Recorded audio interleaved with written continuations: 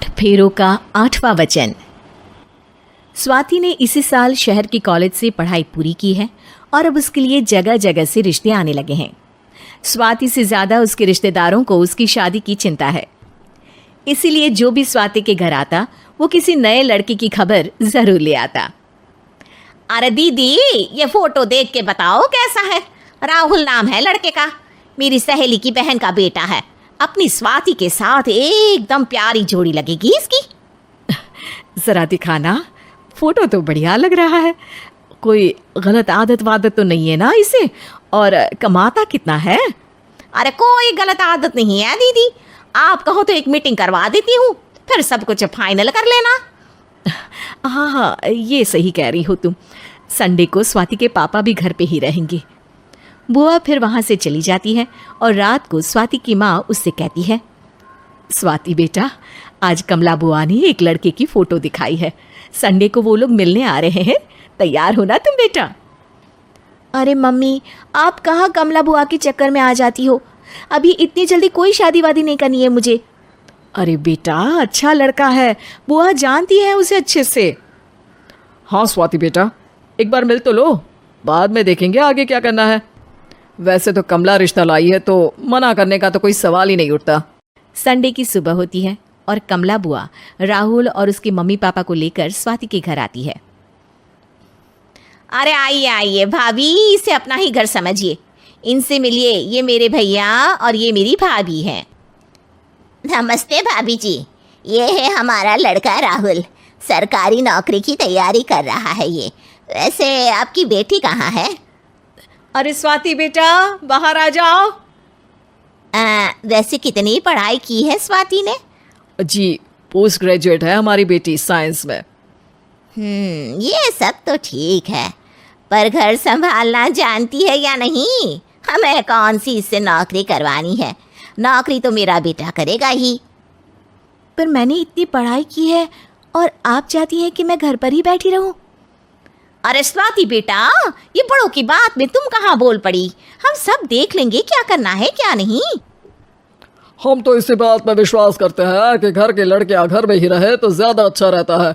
वरना भाई साहब, आप तो आजकल के हाल जानते ही हैं, कितनी घटनाएं होने लगी हैं औरतों के खिलाफ। स्वाति बेटा, रसोई का काम तो पूरा जानती हो ना? शादी के बाद तुम्हें ही संभालना है वो सब। अरे बहुत अच्छा खाना बनाती है ये, आप सब लोग इसकी तारीफ करते नहीं थकेंगे।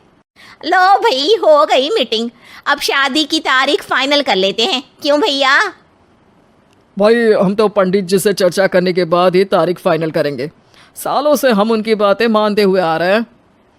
लड़के वाले और कमला बुआ की बातें सुनकर स्वाति एकदम नाराज हो जाती है और उसे लगने लगता है कि शादी के बाद उसे घर पर ही बैठना पड़ेगा। लेकिन घर वालों के आगे उसकी एक नहीं चलती और उसे शादी के लिए हाँ कहना पड़ता है। शादी का दिन आ जाता है और सब मंडप में जमा होते हैं।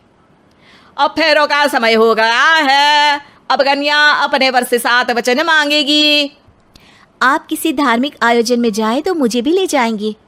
आप मेरे माता पिता का भी बराबरी से सम्मान करेंगे, हमेशा मेरा साथ निभाएंगे।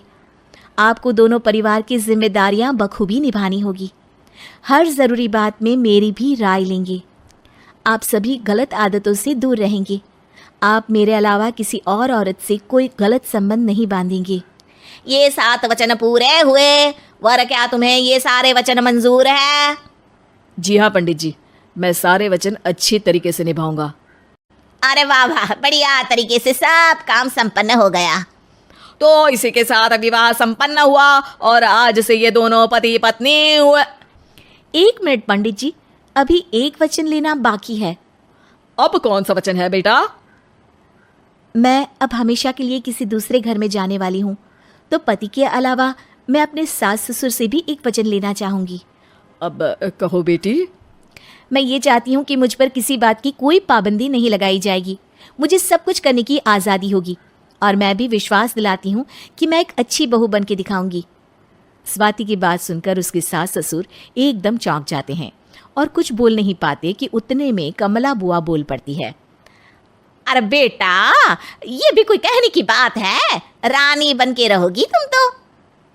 वचन देने से पहले सोच लीजिए क्योंकि शास्त्रों में वचन ना निभाने वालों के लिए नरक से भी बदतर सजा लिखी है।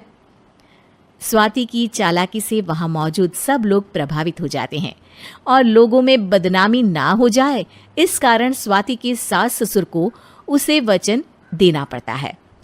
अरे कैसी अपशकुन वाली बातें कर रहे हैं आप पंडित जी। हमें मंजूर है बेटा तुम्हारी शर्त। स्वाति अपनी समझदारी से अपनी बात अपने ससुराल वालों से मनवा लेती है और खुशी खुशी राहुल से शादी कर लेती है। अब से हर शादी में मैं खुद 8 वचन दिलवाऊंगा। ओम मंगलम मंगलम मंगलम।